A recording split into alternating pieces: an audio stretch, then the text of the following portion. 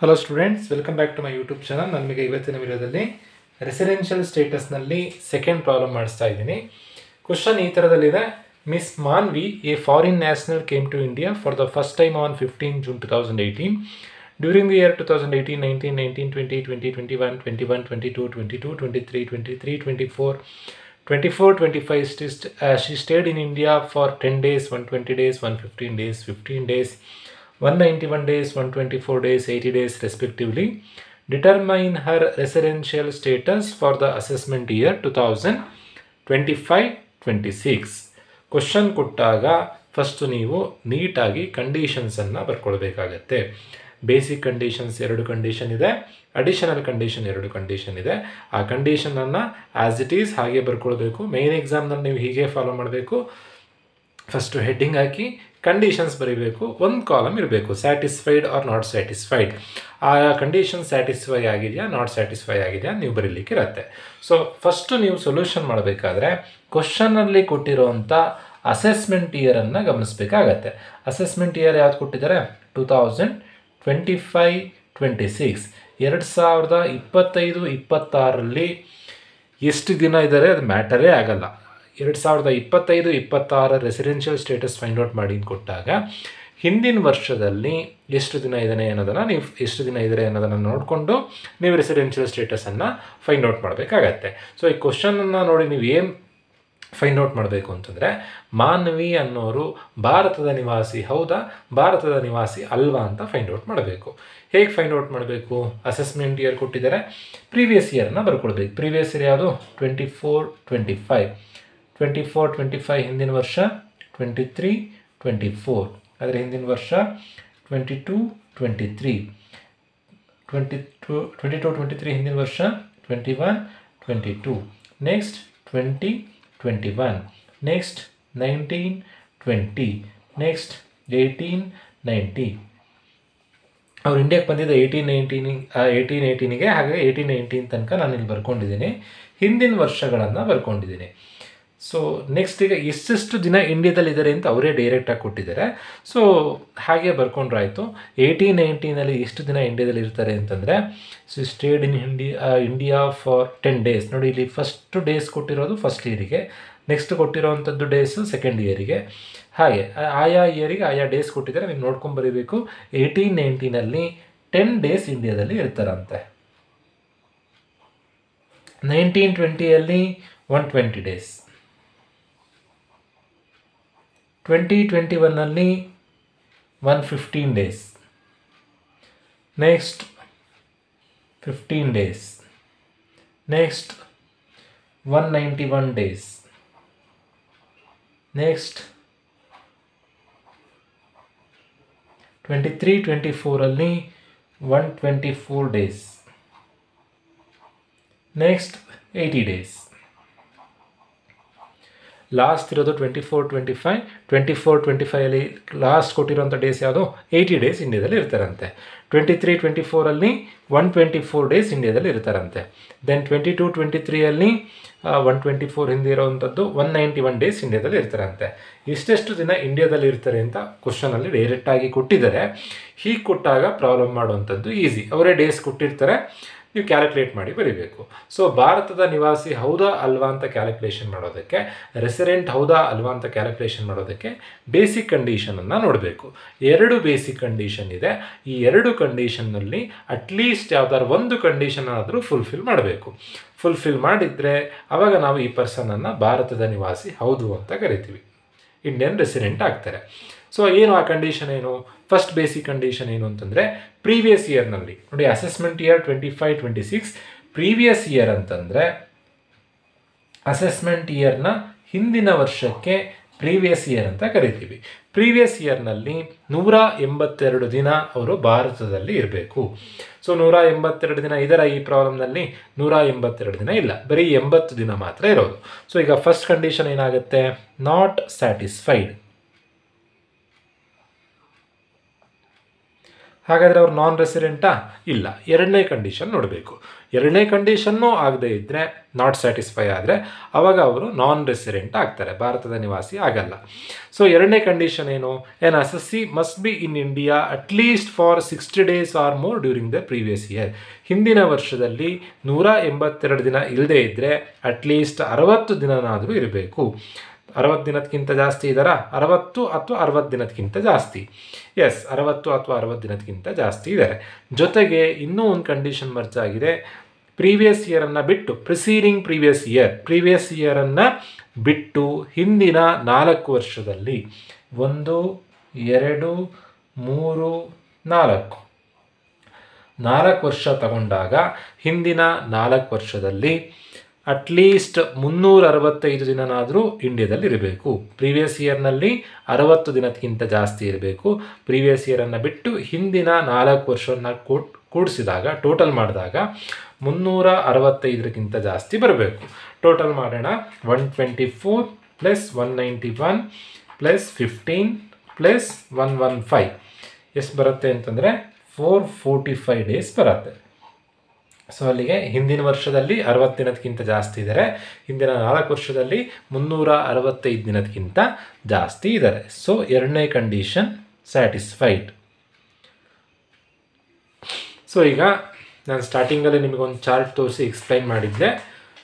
Basic condition ನೋಡಿದಾಗ ರೆಸಿಡೆಂಟಾ ನಾನ್ ರೆಸಿಡೆಂಟಾ ಅಂತ ಗೊತ್ತಾಗುತ್ತೆ. ಎರಡೂ ಬೇಸಿಕ್ ಕಂಡೀಷನನ್ನು ಫುಲ್ಫಿಲ್ ಮಾಡದೇ ಇದ್ದರೆ ಅವರಿಗೆ ನಾವು ನಾನ್ ರೆಸಿಡೆಂಟ್ ಅಂತ ಕರಿತೀವಿ.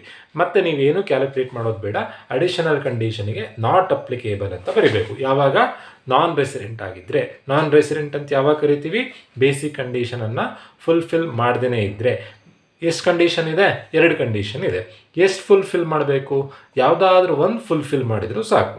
ಈಗ ಒಂದು ಕಂಡೀಷನ್ ಫುಲ್ಫಿಲ್ ಮಾಡ್ತಿದ್ದಾರೆ, ಸೊ ಹಾಗಾಗಿ ಅವರು ರೆಸಿಡೆಂಟ್ ಆಗ್ತಾರೆ. ರೆಸಿಡೆಂಟ್ ಆದರೆ ಮತ್ತೆ ನೀವು ಕ್ಯಾಲ್ಕುಲೇಟ್ ಮಾಡಬೇಕು, ಆರ್ಡಿನರಿ ರೆಸಿಡೆಂಟಾ ನಾಟ್ ಆರ್ಡಿನರಿ ರೆಸಿಡೆಂಟಾ ಅಂತ. ಅದಕ್ಕೆ ಅಡಿಷನಲ್ ಕಂಡೀಷನ್ ನೋಡಬೇಕು. 2 ಅಡಿಷನಲ್ ಕಂಡೀಷನ್ ಇದೆ, ಎರಡೂ ಫುಲ್ಫಿಲ್ ಆಗಬೇಕು. ಬೇಸಿಕಲ್ಲಿ ಯಾವುದಾದ್ರು ಒಂದು ಫುಲ್ಫಿಲ್ ಆದರೆ ಸಾಕು, ಬಟ್ ಅಡಿಷನಲಲ್ಲಿ ಎರಡೂ ಫುಲ್ಫಿಲ್ ಆಗಬೇಕು. ಎರಡೂ ಫುಲ್ಫಿಲ್ ಆದರೆ ಆರ್ಡಿನರಿ ರೆಸಿಡೆಂಟ್, ಆಗದೇ ಇದ್ದರೆ ನಾಟ್ ಆರ್ಡಿನರಿ ರೆಸಿಡೆಂಟ್.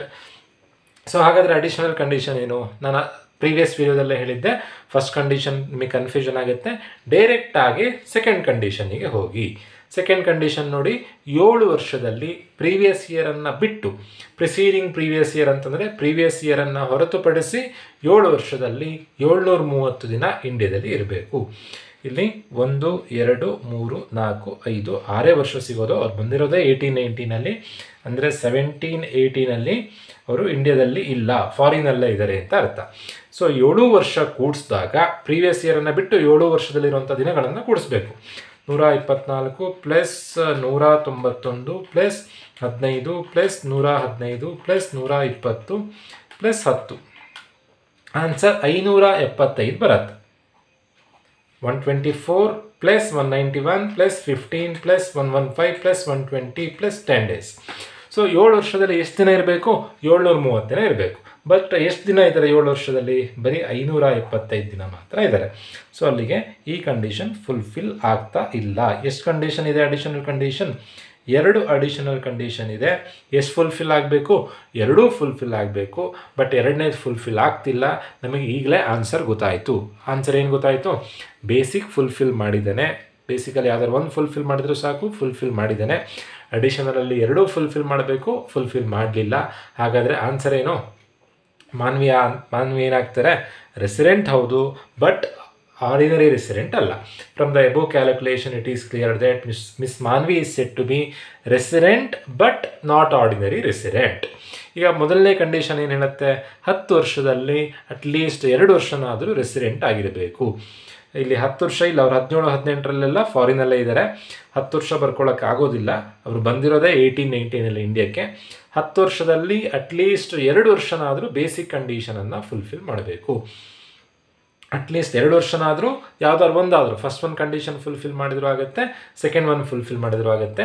ಪ್ರೀವಿಯಸ್ ಇಯರನ್ನು ಬಿಟ್ಟು 10 ವರ್ಷ, ಪ್ರೀವಿಯಸ್ ಇಯರನ್ನು ಬಿಟ್ಟು 10 ವರ್ಷ ತೊಗೊಂಡ್ರೆ ನಾವಿಲ್ಲಿ 182 ದಿನಕ್ಕಿಂತ ಜಾಸ್ತಿ ಇದ್ದಾರಾ? ಇಲ್ಲ. ಇಲ್ಲಿ 182 ದಿನಕ್ಕಿಂತ ಜಾಸ್ತಿ ಇದ್ದಾರಾ? ಇದ್ದಾರೆ. ಎಸ್, 1 ವರ್ಷ ರೆಸಿಡೆಂಟ್ ಆದರು. ದೆನ್ ಮತ್ತು ಯಾವ ವರ್ಷದಲ್ಲೂ 182 ದಿನಕ್ಕಿಂತ ಜಾಸ್ತಿ ಇಲ್ಲ. ಬಟ್ ಎರಡನೇ ಕಂಡೀಷನ್ ನೋಡಿ, ಇಲ್ಲಿ 60 ದಿನಕ್ಕಿಂತ ಜಾಸ್ತಿ ಇದ್ದಾರೆ. ಎಸ್, ಹಿಂದಿನ 4 ವರ್ಷ ಟೋಟಲ್ ಮಾಡಿದಾಗ 365ಕ್ಕಿಂತ ಜಾಸ್ತಿ ಬರುತ್ತಾ? 191 plus 15 plus 115 plus 120, 191 plus 15, 115 plus 120. Yes, ಹಿಂದಿನ 4 ವರ್ಷ ಆ್ಯಡ್ ಮಾಡಿದಾಗ 365 ದಿನಕ್ಕಿಂತ ಜಾಸ್ತಿ ಬರುತ್ತೆ. ಅಲ್ಲಿಗೆ ಇಲ್ಲಿ ರೆಸಿಡೆಂಟ್ ಅಂತ ಆಯಿತು. 60 ದಿನಕ್ಕಿಂತ ಜಾಸ್ತಿ ಇದ್ದರೆ 4 ವರ್ಷ ತಗೊಂಡಾಗ 365 ದಿನಕ್ಕಿಂತ ಜಾಸ್ತಿ ಬರುತ್ತೆ. ಅದೇ ಥರನೇ 22-23 ನೋಡಿ, ಇಲ್ಲೂ ಕೂಡ 60 ದಿನಕ್ಕಿಂತ ಜಾಸ್ತಿ ಇದ್ದಾರೆ. ಹಿಂದಿನ 4 ವರ್ಷ ತಗೊಂಡಾಗ, ಸೊ ಇಲ್ಲಿ ನಿಮಗೆ ಆ ಕಂಡೀಷನ್ ನೋಡೋದು ಬೇಡ, ಡೈರೆಕ್ಟಾಗಿ ಫಸ್ಟ್ ಕಂಡೀಷನನ್ನೇ ನೋಡ್ಬೋದು. 182 ಡೇಸ್ಗಿಂತ ಜಾಸ್ತಿ ಇದ್ದಾರೆ. ಅಲ್ಲಿಗೆ 2 ವರ್ಷ ಅವರು ರೆಸಿಡೆಂಟ್ ಆಗ್ತಾರೆ. ಈ ಕಂಡೀಷನ್ ಸ್ಯಾಟಿಸ್ಫೈ ಮಾಡ್ತಾರೆ.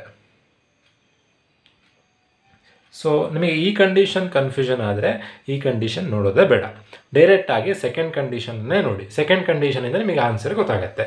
ಸೆಕೆಂಡ್ ಕಂಡೀಷನ್ ಏನು? 7 ವರ್ಷದಲ್ಲಿ 730 ದಿನ ಇರಬೇಕು.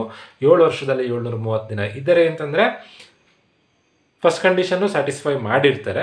ಅಕಸ್ಮಾತ್ ಸೆಕೆಂಡ್ ಕಂಡೀಷನ್ ಫುಲ್ಫಿಲ್ ಆಗಲಿಲ್ಲ ಅಂತಂದರೆ ನಿಮಗೆ ಡೈರೆಕ್ಟಾಗಿ ಆನ್ಸರ್ ಗೊತ್ತಾಗುತ್ತೆ. ರೆಸಿಡೆಂಟ್ ಹೌದು, ಬಟ್ ನಾಟ್ ಆರ್ಡಿನರಿ ರೆಸಿಡೆಂಟ್. ಈ ಪ್ರಾಬ್ಲಮಿಗೆ ಫೈನಲ್ ಆನ್ಸರ್ ಏನು? From the above calculation, miss Manvi is said to B